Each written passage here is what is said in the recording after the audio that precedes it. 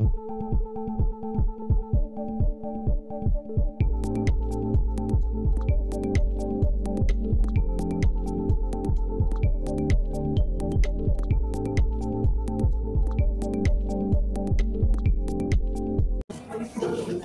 Tifauzia Tiasuma. Ladies and gentlemen, fellow citizens of the world, today I speak not merely as an Indonesian, but as a member of the global community who believes in truth, dignity, and the sacred duty of intellectual honesty. Indonesia, the world's third largest democracy, is facing a silent yet deeply consequential moral crisis. A crisis that does not involve weapons or war, but a battle for truth, academic freedom, and the soul of our republic. At the heart of this issue is a simple question. Did a former president of Indonesia serve the nation with an inauthentic academic credential? This is not a personal attack, nor a political maneuver. It is a constitutional and moral inquiry posed by academics, researchers, and professionals who fulfill their duty to question, to investigate, and to speak. Yet today, I, Dr. Tifa, Mr. Dr. Roy Suryo, and Dr. Rizwan Syanipar, and others are being prosecuted, silent, and treated as criminals. Their only crime is asking for the truth. We have not acted recklessly, nor with hostility. Our method was scholarly.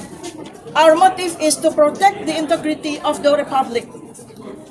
This is a textbook case of whistleblower suppression. It represents a dangerous precedent for democracies everywhere.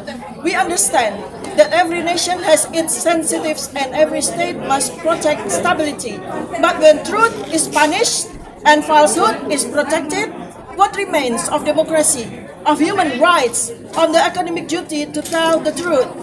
We are not asking the world to interfere. We are simply inviting the world to witness, to listen, to remember that academic freedom and freedom of expression are universal values not bound by borders. We ask our friends in the United Nations, in international academic institutions, in global human rights organizations to hold space for this case, to recognize the moral cost when silence prevails over truth. In the words of the Prophet Muhammad, peace be upon him, saying the truth even if it is bitter, and in the tradition of global justice, the arc of the moral universe is long, but it bends toward truth.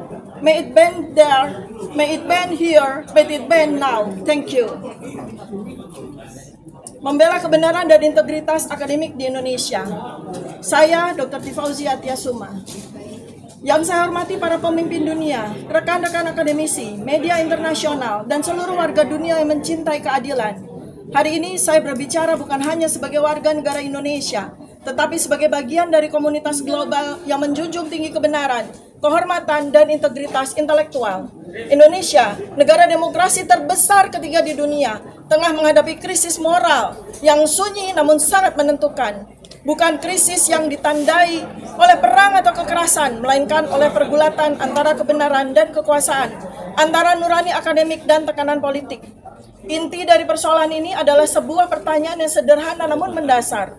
Benarkah seorang mantan Presiden Republik Indonesia pernah menjabat dengan ijazah akademik yang tidak otentik?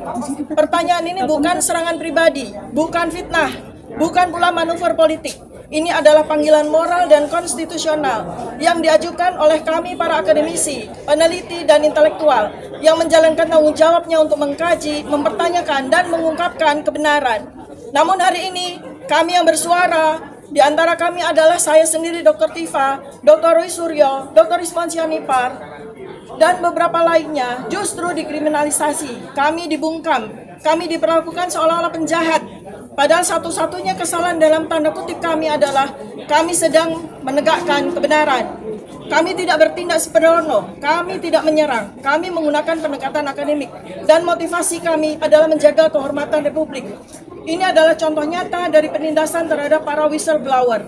Sebuah presiden berbahaya, bukan hanya bagi Indonesia, tetapi bagi demokrasi di seluruh dunia. Kami tidak meminta dunia untuk campur tangan. Kami hanya mengundang dunia untuk menyaksikan, untuk mencatat, untuk mendengarkan. Karena kebebasan akademik dan hak untuk berkata benar adalah nilai universal dan dilindungi oleh undang-undang internasional. Dan ini tidak terikat oleh batas negara. Kami memohon kepada sahabat-sahabat kami di PBB, di universitas-universitas dunia, di organisasi hak asasi manusia internasional, beri ruang bagi kasus ini. Sadari bahwa harga dari diamnya suara nurani jauh lebih mahal daripada ketidaknyamanan politik sesaat. Rasulullah Muhammad SAW pernah bersabda, katakanlah yang benar walau itu pahit. Dan dalam tradisi keadilan global, kita mengenal ungkapan, lengkung semesta moral itu panjang, tapi ia condong menuju kebenaran. Semoga ia kali ini condong ke sini, dan semoga saatnya adalah sekarang. Saya perkenalkan kuasa hukum saya, salah satu dari 62 kuasa hukum yang sedang bersama dengan kami, Bapak Abdullah Al-Katiri, Sarjana Hukum, untuk memberikan poin-poin penting secara undang-undang. Baiklah, terima kasih. Seperti dikatakan tadi, saya adalah kuasa hukum dari salah satu kuasa hukum dari Dr. Jipa. Perlu saya tekankan, ya kan? Bahkan saya berani mengatakan bahwa polisi jika memproses laporan ini adalah pelanggaran undang-undang.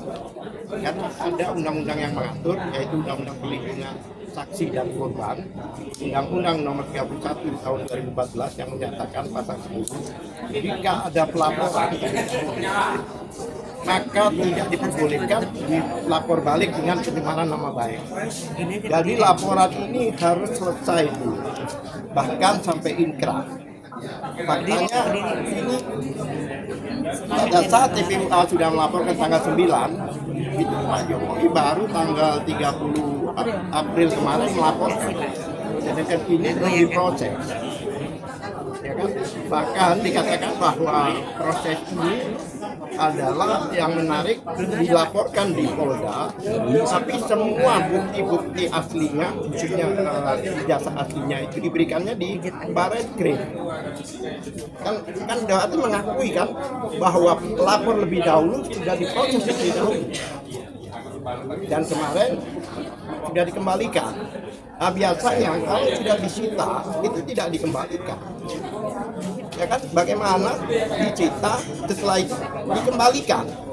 Nah, oleh sebab itu keyakinan kami bahwa itu sudah diperiksa laboratorium, bahwa kami sudah siap untuk menghadirkan ahli laboratorium lab independen, bahkan dari luar negeri.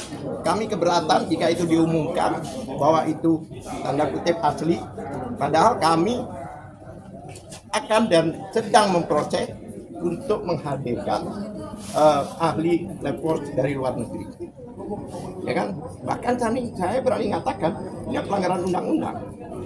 Kenapa dia didulukan yang di sana?